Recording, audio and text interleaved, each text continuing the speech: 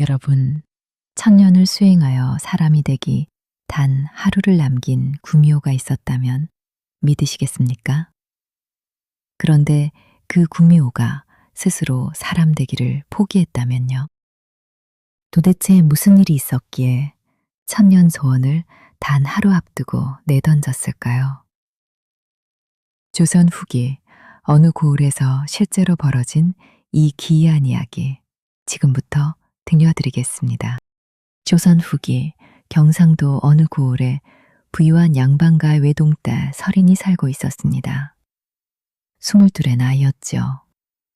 설인은 어머니를 일찍 여의고 홀아버지를 지극정성으로 모시며 살았습니다. 마음씨 곱기로 소문난 아가씨였죠. 그런데 그해 가을부터 마을에 기이한 일이 벌어지기 시작했습니다.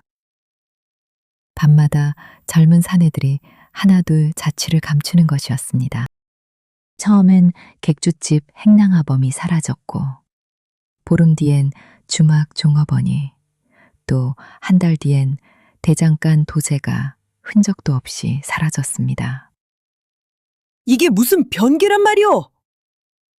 마을 사람들은 공포에 떨었습니다. 횃불을 들고 밤마다 순찰을 돌았으나 소용없었지요. 사내들은 그저 한밤중에 종종걸음으로 집을 나섰다가 다시는 돌아오지 않았습니다. 그러던 어느 날 한 사냥꾼이 뒷산 골짜기에서 핏자국을 발견했습니다. 그리고 바위 틈에 숨겨진 흰 여우털 몇 가닥을. 그 순간부터 마을에는 소문이 쫙 퍼졌지요. 뒷산에 산다. 그놈이 사내들 간을 빼먹는 거야. 백성들의 눈빛엔 공포가 가득했습니다. 아이들은 해걸음만 되면 집 안으로 숨어들었고, 여인네들은 밤마다 부적을 문설주에 붙였습니다. 사라진 이들의 가족은 밤낮으로 통곡했지요. 내 아들, 내 새끼, 돌려다오. 그 울음소리가 바람을 타고 마을 전체에 퍼졌습니다. 설이는 담장 너머로 들려오는 통곡 소리에 밤마다 가슴을 쥐어뜯었습니다. 장터에 나가면 사람들의 두려움에 젖은 눈빛이 설인의 마음을 후벼 팠지요. 이 고을에 평화가 돌아올 수는 없는 걸까요? 설인의 아버지마저 근심으로 병이 깊어갔습니다. 밤마다 기침을 하시며 뜬 눈으로 밤을 지새우셨지요. 머리카락은 하얗게 새어갔고 얼굴엔 주름이 깊게 패였습니다. 아버님, 제발 편히 주무셔야 합니다. 어찌 편히 잘 수 있겠느냐. 이 고을 백성들이 저리 떠는데. 설이는 달빛 아래 무릎 꿇고 기도를 올렸습니다. 제발 이 고을에 평화를 돌려달라고, 백성들이 편히 잠들 수 있게 해달라고. 그 간절한 기도가 하늘에 닿았는지 아니면 다른 무언가를 불러왔는지 곧 기이한 일이 벌어지게 됩니다. 겨울이 다가오는 어느 날 밤이었습니다. 첫눈이 소복이 내리고 있었지요. 그날 밤 설이는 뒤뜰에서 요란한 소리를 들었습니다. 사냥꾼들의 함성과 개 짖는 소리, 그리고 횃불빛이 어둠을 찢었지요. 저기다! 구미호로 놓치지 마! 화살 써라! 설인이 급히 뒤뜰로 나가보니 눈 쌓인 땅바닥에 누군가 쓰러져 있었습니다. 25쯤 되어 보이는 여인이었지요. 흰 옷은 핏자국으로 얼룩져 있었고 어깨엔 화살이 꽂혀 있었습니다. 여인이 고개를 들었습니다. 그 눈빛을 본 순간 설이는 숨이 멎는 듯 했습니다. 처연하고 슬픈, 그러나 맑은 눈빛이었지요. 짐승의 눈이 아니었습니다. 사람의 슬픔이 담긴 눈이었습니다. 잡았다! 구미호를 잡았어! 사냥꾼들이 담장 너머에서 환호성을 질렀습니다. 서리는 재빨리 결단을 내렸지요. 여인의 팔을 붙들고 별채로 끌어들였습니다. 누구십니까? 아가씨, 살려 주십시오. 여인의 목소리는 가늘게 떨렸습니다. 서리는 하인들 몰래 여인을 방 안으로 숨기고 문을 걸어 잠갔습니다. 밖에선 사냥꾼들이 마당을 휘젓고 다녔지요. 분명 이쪽으로 도망쳤는데 담을 넘었나? 뒤쪽을 뒤져봐. 한참을 소란을 피운 끝에 사냥꾼들은 물러갔습니다. 서리는 떨리는 손으로 여인의 상처를 닦아냈습니다. 어깨에 박힌 화살을 뽑자 여인이 신음을 삼켰지요. 저는 아무도 해치지 않았습니다. 여인의 목소리엔 천년 한이 서려 있었습니다.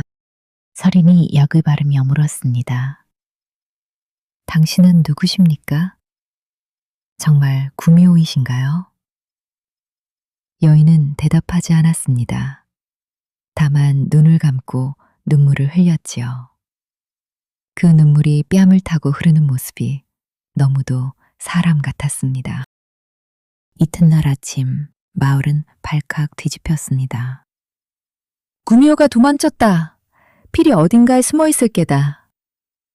포교들이 집집마다 들이닥쳐 뒤졌습니다. 서린의 집도 예외는 아니었지요. 서린은 가슴을 졸이며 포교들이 별채를 조사하지 않기를 간절히 빌었습니다.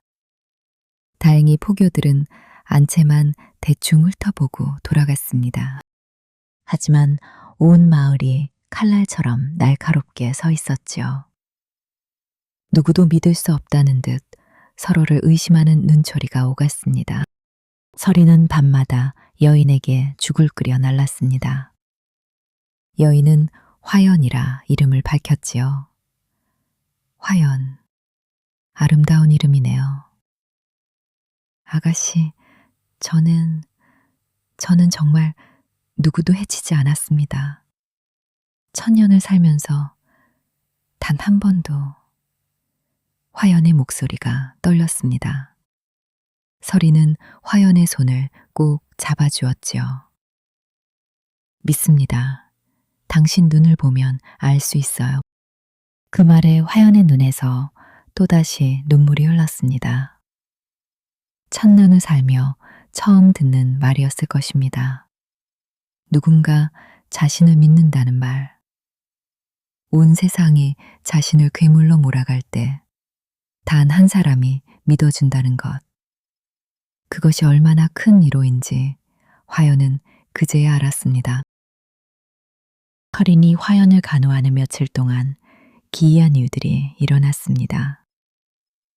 별채 마당에 시들어 죽어가던 매화나무가 있었습니다. 한겨울인데도 말라버린 가지만 앙상했지요. 그런데 화연이 그 나무에 손을 대자 순간 가지 끝에서 하얀 꽃봉오리가 맺히는 것이었습니다. 이게 어찌된 일이지? 서린이 눈을 동그랗게 뜨고 바라보자 화연은 황급히 손을 거두었습니다. 죄송합니다. 제가 조심하지 못했습니다. 아니에요. 아름다워요. 매화꽃은 눈 속에서 피어나 은은한 향기를 풍겼습니다. 화연이 지나간 자리마다 그 향기가 스며들었지요. 어느 날 밤 서리는 잠결에 이상한 소리를 들었습니다. 누군가 중얼거리는 소리. 서리는 조용히 일어나 방문을 살짝 열었습니다. 화연이 창가에 서서 달을 바라보고 있었습니다. 909세 9일째. 이제 단 하루만 더. 그 목소리엔 간절함이 배어 있었습니다. 천년을 기다린 자의 애절함. 화연의 그림자가 달빛에 비쳤는데 순간 그 그림자가 이상하게 일렁였습니다. 여우기. 그리고 9개의 꼬리. 그림자 속에서 잠깐, 정말 잠깐 그 형상이 보였다가 사라졌습니다. 서린의 가슴이 철렁 내려앉았지요. 정말 구미호인가? 하지만 묘하게도 두렵지 않았습니다. 오히려 화연의 뒷모습에서 깊은 외로움이 느껴졌습니다. 천년을 홀로 살아온 존재의 고독, 누구에게도 받아들여지지 못한 채 떠돌아야 했던 세월. 화연이 천천히 고개를 돌렸습니다. 서린과 눈이 마주쳤지요. 화연의 눈빛이 흔들렸습니다. 아가씨, 보셨군요. 당신은, 네, 저는 구미호입니다. 정적이 흘렀습니다. 눈발이 창밖으로 소리 없이 내렸지요. 화연이 쓸쓸히 웃었습니다. 떠나겠습니다. 아가씨를 위험에 빠뜨릴 순 없으니까요. 잠깐만요. 서린이 화연의 소매를 붙잡았습니다. 화연이 놀란 눈으로 서린을 바라봤지요. 당신 눈에는 천년의 외로움이 보여요. 그리고 누군가를 해치려는 마음은 전혀 없어요. 화연의 눈에 또다시 눈물이 맺혔습니다. 천년 만에 처음 만난 사람. 자신을 그래물이 아닌 존재로 봐주는 사람. 보름달이 뜬 어느 밤이었습니다. 서린은 별채에서 화연과 차를 마시고 있었지요. 화연의 상처는 거의 다 나았습니다. 아가씨는 왜 절 도와주시는 겁니까? 온 마을이 저를 잡으려 혈안인데. 당신이 나쁜 사람이 아니라는 걸 알아서요. 바로 그때 담장 너머로 소란이 들렸습니다. 술 취한 사내들의 목소리였지요. 야, 저 집 아가씨가 구미호로 숨겨졌다며? 맞아, 내가 봤어. 별채로 음식 날라주는 거. 구미호를 숨겨주는 년도 같은 요물이지 뭐. 취객들이 담장을 넘기 시작했습니다. 대여섯 명 되어 보였지요. 서린이 황급히 일어섰습니다. 화연 씨, 어서 숨으세요. 아가씨가 위험합니다. 사내들이 별채문을 발로 걷어찼습니다. 문짝이 와르르 무너져 내렸지요. 서린이 그들 앞을 가로막았습니다. 당장 물러가시오. 여긴 양반과 안채요. 양반? 구미호 숨겨준 년이 무슨 양반이야? 사내 하나가 서린의 팔을 움켜잡았습니다. 서린이 비명을 질렀지요. 순간 화연의 눈빛이 변했습니다. 황금빛으로 번쩍이더니 그녀의 손이 허공을 갈랐습니다. 쿵! 보이지 않는 힘이 사내들을 덮쳤습니다. 그들은 마치 태풍이 휩쓸린 낙엽처럼 담장 밖으로 날아갔지요. 쿵쿵쿵 담밖에 떨어지는 소리가 요란했습니다. 서린은 화연을 바라봤습니다. 화연의 손톱은 짐승의 발톱처럼 날카로웠고 그녀의 머리카락은 바람도 없는데 허공에 흩날렸습니다. 눈빛은 여전히 황금빛이었지요. 하지만 화연은 재빨리 힘을 거두었습니다. 손톱이 다시 사람의 손톱으로 돌아왔고 눈빛도 원래대로 돌아왔습니다. 죄송합니다, 아가씨.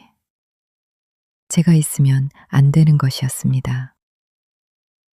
화연이 떠나려 했습니다. 서린이 화연의 손을 붙잡았지요. 어디 가시려고요?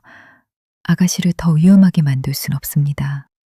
저는 괴물이니까요. 아니에요. 서린의 목소리가 떨렸습니다. 당신이 누구든 방금 저를 지켜준 것만은 진실이잖아요. 당신 손이 떨리는 것도 보였어요. 사람을 해치고 싶지 않아서 그렇게 떨린 거잖아요. 화연의 눈에서 눈물이 주르르 흘러내렸습니다.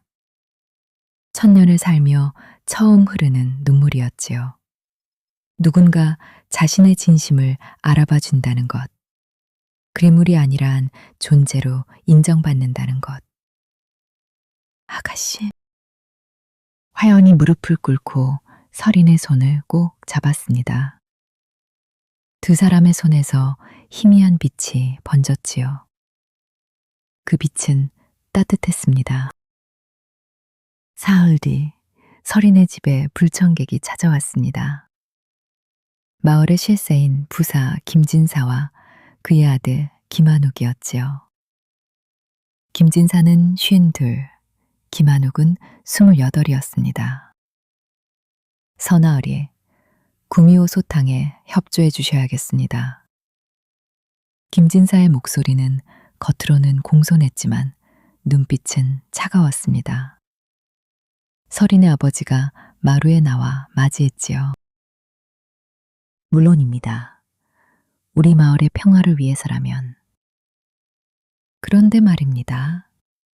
김한욱이 비죽웃으며 끼어들었습니다.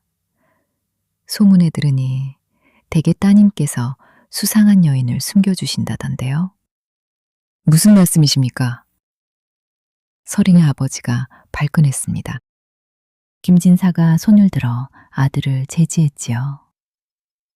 아니, 그저 걱정되어 여쭙는 겁니다. 혹시라도 따님께서 구미호의 술수에 넘어가신 건 아닌지.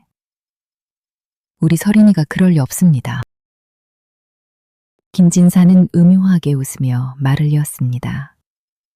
그렇다면 다행이지요. 그나저나 서나으리, 대개 뒷산 땅 문서 말입니다.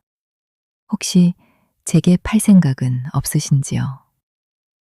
그 땅은 조상 대대로 내려오는 땅입니다. 팔 수 없습니다. 그러지 마시고 요즘 같은 흉흉한 세상에 재물은 많을수록 좋은 법이니까요.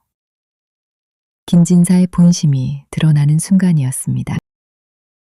서린은 방 안에서 그 대화를 듣고 있었죠. 화연이 서린의 어깨를 조용히 잡았습니다. 아가씨, 저 사람들 심상치 않습니다. 그날 밤 화연은 몰래 마을을 조사하기 시작했습니다.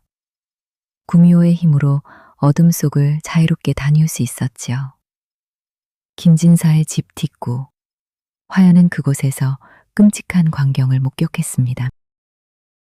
쇠사슬에 묶인 사내 하나가 수레에 실려가고 있었습니다. 이놈을 북쪽 오랑캐들에게 넘겨라. 은자 10량은 받을 수 있을 게다. 김진사의 목소리였습니다. 화연은 숨을 죽였습니다. 저들이 사람을 팔아넘기고 있구나. 화연은 더 조사했습니다. 김진사의 서재에 몰래 들어가 장부를 뒤졌지요. 거기엔 사라진 사내들의 이름이 낱낱이 적혀 있었습니다. 거래대금도 함께. 이 악당들이 인신매매를 하고 그 죄를 구미호에게 뒤집어 씌운 것이구나. 화연은 이를 갈았습니다. 이렇게 악독한 인간들이라니. 짐승만도 못한 놈들. 이튿날 김한욱이 다시 서린의 집을 찾아왔습니다. 이번엔 혼자 하지요. 서린 아가씨, 나와 혼인하시오. 무슨 말씀이십니까? 서린이 황당해하자 김한욱이 비웃었습니다. 거절하면 대개 아버님이 역적으로 몰릴 것이오. 구미호를 숨긴 역적으로 말이오. 터무니 없는 소리. 터무니 없다고? 증거는 얼마든지 만들 수 있어. 김한욱의 눈빛이 음험하게 빛났습니다. 서린은 온몸이 얼어붙는 것 같았지요. 보름 뒤 한밤중 횃불을 든 무리가 서린의 집을 에워쌌습니다. 김진사가 관아의 포졸들을 이끌고 온 것이었지요. 문을 열어라! 역적을 체포한다! 쿵, 쿵, 쿵. 대문을 두드리는 소리가 요란했습니다. 서린의 아버지가 황급히 마루로 나왔습니다. 이게 무슨 소란입니까? 서진사, 당신은 구미호와 결탁한 역적이요. 김진사가 손을 들자 포졸들이 우르르 몰려들어 설인의 아버지를 포박했습니다. 이게 무슨 짓입니까? 무슨 근거로? 근거? 여기 증인이 있어. 김진사가 손짓하자 떨고 있는 하인 하나가 끌려왔습니다. 아까 화연에게 날아간 취객 중 하나였지요. 이자가 말했소. 당신 딸이 구미호를 숨겨주고 그 구미호가 사람들을 해쳤다고. 거짓말입니다. 우리는 아무것도. 설인이 달려나와 아버지를 감쌌습니다. 김한욱이 비죽 웃으며 다가왔지요. 설인 아가씨, 이제라도 늦지 않았어. 나와 혼인하면 아버님을 사녀드리지. 이 파렴치한. 파렴치? 세상은 원래 힘 있는 자의 것이요. 설인이 아버지를 안고 흐느껴 울었습니다. 포졸들이 설인을 떼어내려 했지요. 바로 그때였습니다. 그만두십시오. 별채에서 화연이 걸어 나왔습니다. 달빛 아래 그녀의 흰 옷이 빛났지요. 모두가 화연을 바라봤습니다. 제가 구미호입니다. 대신 이 집안은 놔주십시오. 오, 드디어 나타났구나. 김진사가 쾌재를 불렀습니다. 김한욱도 음험하게 웃었지요. 저 계집을 잡아라. 포졸들이 화연에게 달려들었습니다. 화연은 저항하지 않았습니다. 그저 설인을 바라볼 뿐이었지요. 아가씨. 포졸들이 화연의 팔을 비틀어 묶었습니다. 화연이 고통으로 신음했지만 끝내 힘을 쓰지 않았습니다. 화연 씨, 안 돼요. 설인이 울부짖으며 달려가려 했으나 포졸들이 막았습니다. 비켜요. 저 사람은 아무 죄도 없어요. 죄가 없다고? 구미호가 무슨 죄가 없어? 김진사가 비웃었습니다. 하연은 지으지에 끌려가면서도 설인을 바라봤습니다. 그 눈빛엔 천년 세월이 담겨 있었지요. 아가씨, 저를 사람으로 대해주시는 애, 천년을 살아도 잊지 못하겠습니다. 화연 씨, 안 돼요. 당신은 아무 잘못도 없어요. 설인이 목이 터져라 외쳤습니다. 설인의 아버지도 포박당한 채 소리쳤지요. 저 여인을 놓아주시오. 우리 딸의 말이 맞소. 저희는 아무도 해치지 않았소. 시끄럽다. 이놈도 끌고 가라. 포졸들이 설인의 아버지까지 끌고 갔습니다.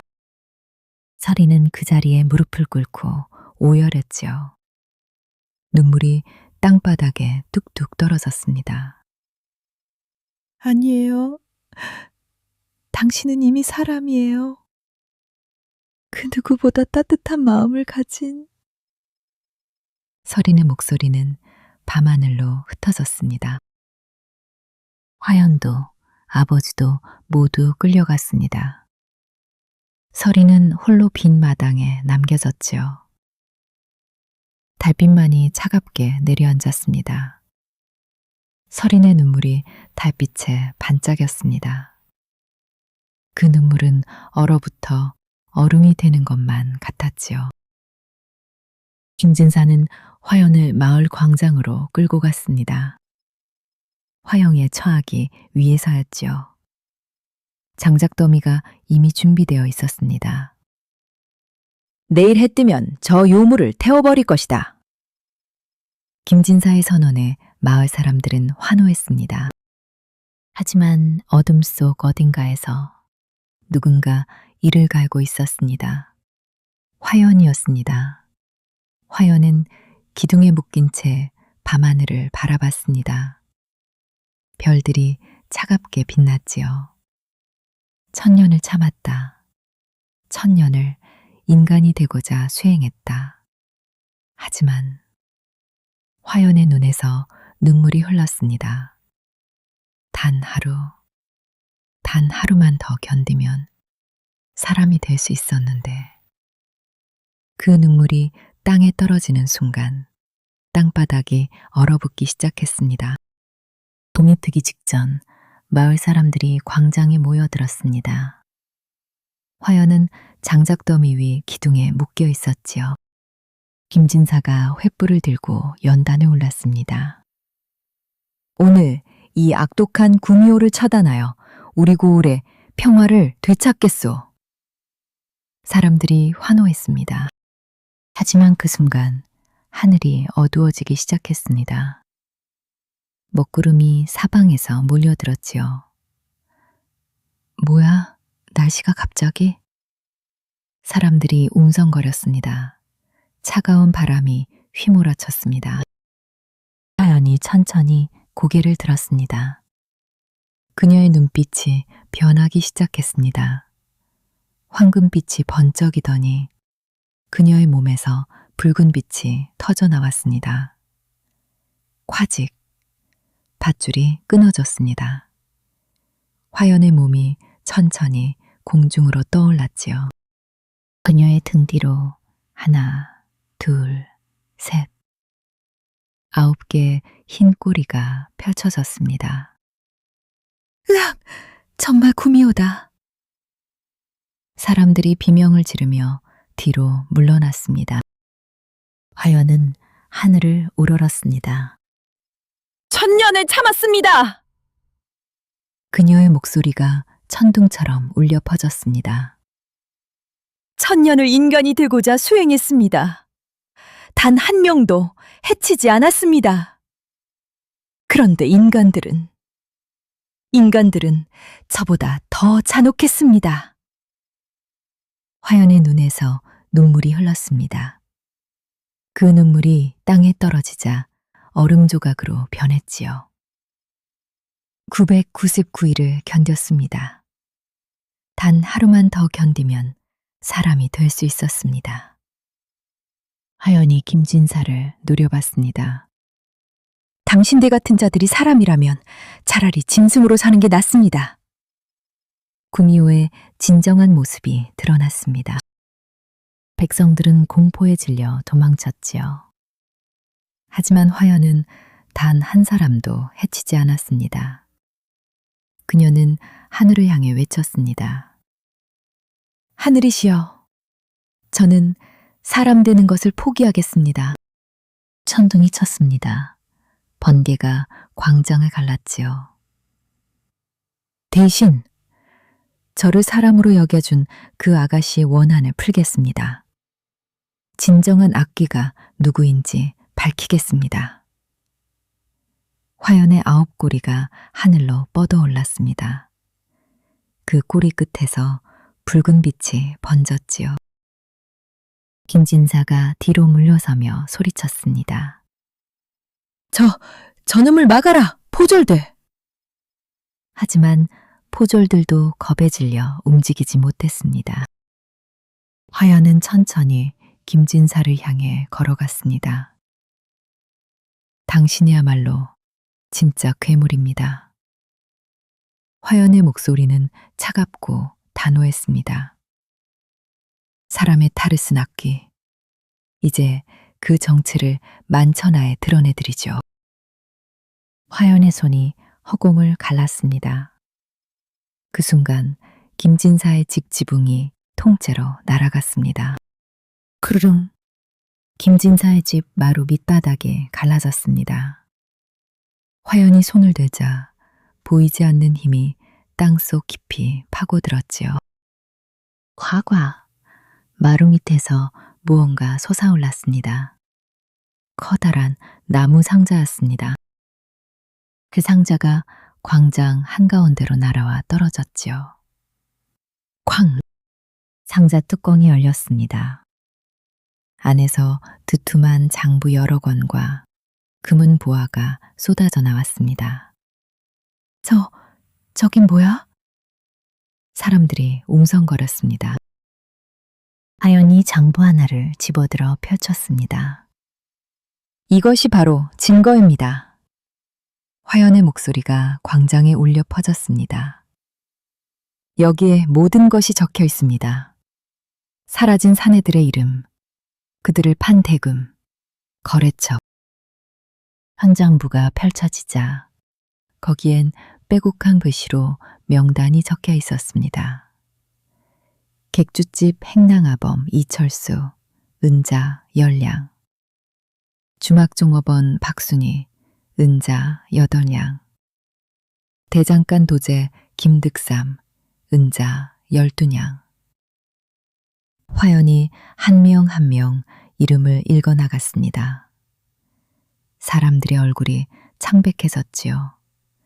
사라진 이들의 이름이었으니까요. 이들이야말로 진짜 악귀입니다. 화연이 김진사와 김한욱을 가리켰습니다. 자신의 배를 불리려고 백성을 짐승처럼 팔아넘긴 인간 말종들. 거짓말이다. 구미호의 요술이다. 김진사가 발악했습니다. 하지만 사람들이 장부를 하나씩 들여다보기 시작했습니다. 이건 진짜 우리 아들 이름이야. 한 노파가 장부를 움켜쥐고 통곡했습니다. 내 아들 이름이 여기 있어. 여기. 내 남편 이름도 여기 있어. 사람들이 하나둘 깨닫기 시작했습니다. 구미호가 아니었다는 것을. 진짜 괴물은 따로 있었다는 것을. 이놈들을 잡아라! 누군가 외쳤습니다. 분노한 백성들이 김진사와 김한욱을 애워쌌습니다. 살려주시오. 제발. 김진사가 무릎을 꿇고 애걸했습니다. 하지만 아무도 들어주지 않았지요. 바로 그때 말발굽 소리가 들렸습니다.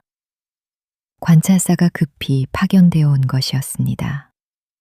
무슨 일이냐? 관찰사가 광장에 도착했습니다. 화연이 그에게 장부를 건넸지요. 이것에 보십시오. 모든 증거가 여기 있습니다. 관찰사가 장부를 훑어봤습니다. 그의 얼굴이 일그러졌습니다. 이게 사실이냐? 사실이 아닙니다. 저 요물의 요술입니다. 김진사가 부인했으나 관찰사가 장부 끝에서 무언가 발견했습니다. 이건 내 도장이 아니냐? 장부 곳곳에 김진사와 김한욱의 친필 서명과 도장이 찍혀 있었습니다. 부인할 수 없는 증거였지요.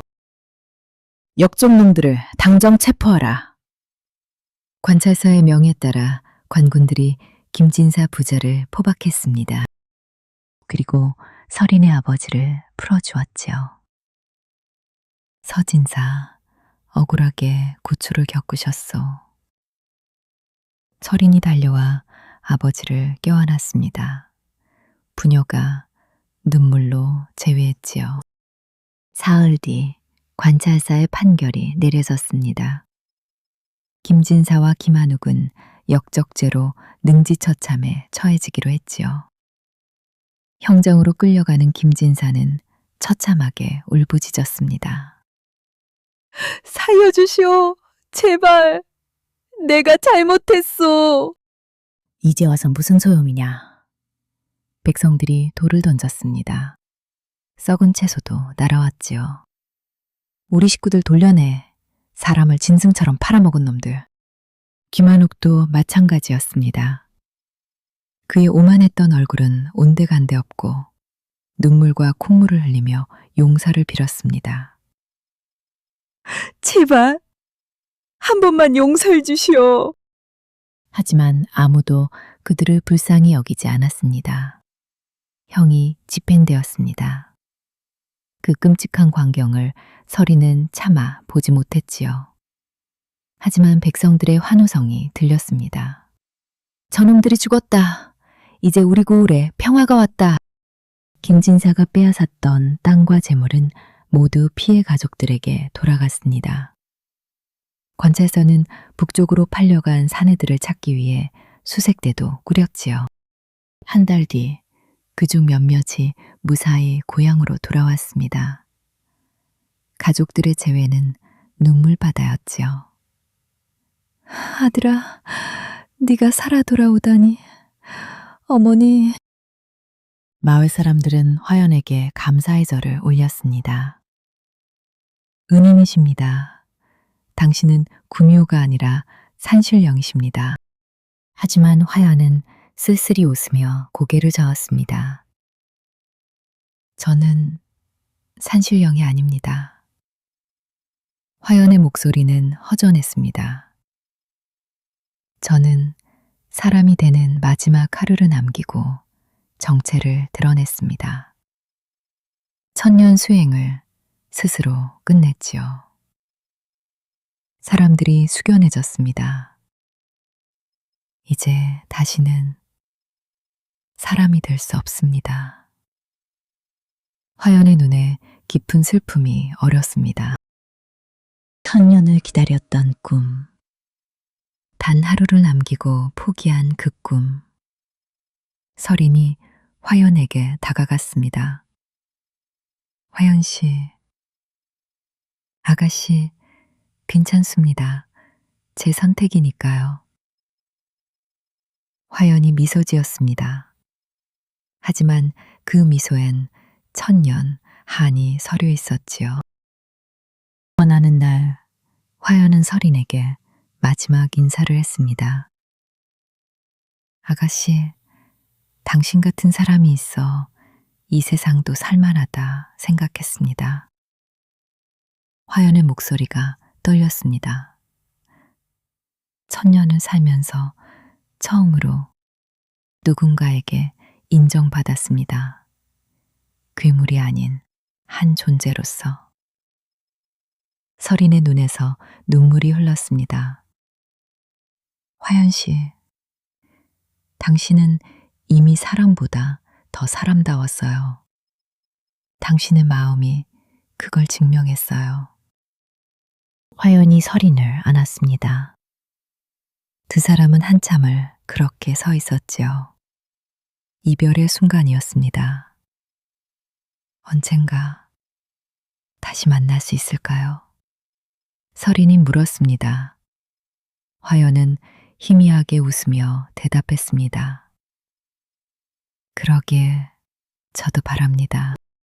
화연은 몸을 돌려 뒷산을 향해 걸어갔습니다. 그녀의 흰 옷자락이 바람에 나풀거렸지요. 설인은 그 뒷모습을 눈물로 지켜봤습니다.